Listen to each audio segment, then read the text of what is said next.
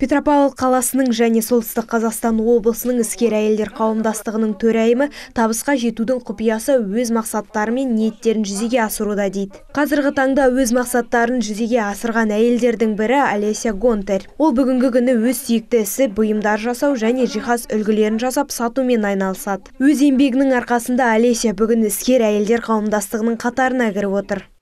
Вообще, студия интерьера «Гармония», она... Біздің негізгі мақсатымыз корпустық жиһаз өндірісі. Біз өндірушілер болып табыламыз. Бізде станоктар, цехтар және кеңселер бар. Біз қазір кеңседе тұрмыз. Бүгін маған іскер әйелдер қауымдастығы қонаққа келді және маған көмек ретінде менің хоббиім көмектесті, оларды жақсы қарсы алу үшін. Тек қонақтарды қарсы алып экскурсия өткізу қызықты емес болар еді. Сондықтан біз әшекей жасау бойынша шағын шеберлік сағатын өткіземіз. Міне үлгісін менде көре аласыздар.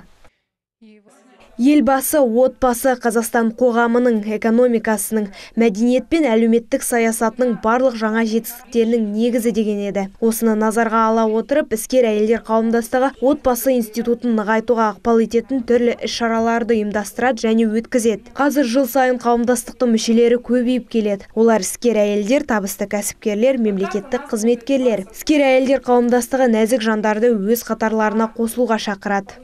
Я что, не переборщить, что со мной? Не так, что со мной? А вот, все с тобой так. Можно? Бүгін біз өте әдемі, сымбатты, қадірлі келіншекке келіп отырмыз. Ханымға Олеся Гонтарь деген азаматша. Бұл азаматша біздің енді қатарымызға, іскер әйелдер қоғамының қатарына кірем деп, сондай ойымен бізге айтқаннан кейін біз осында правление, іскер әйелдер қоғамының правлениясы келіп отырмыз, көрейік деп. Бұл азаматша не істейді, қолынан не келеді деген секілді өте қуаныштымыз. Қолынан бәрі де келеді екен, жүрегі үлкен, көп азаматтарға көмек көрсетеді, қолын ұшын береді. Содан сол арқылы біздің енді қатарымызға о кісіні кіргізіп отырмыз бүгін.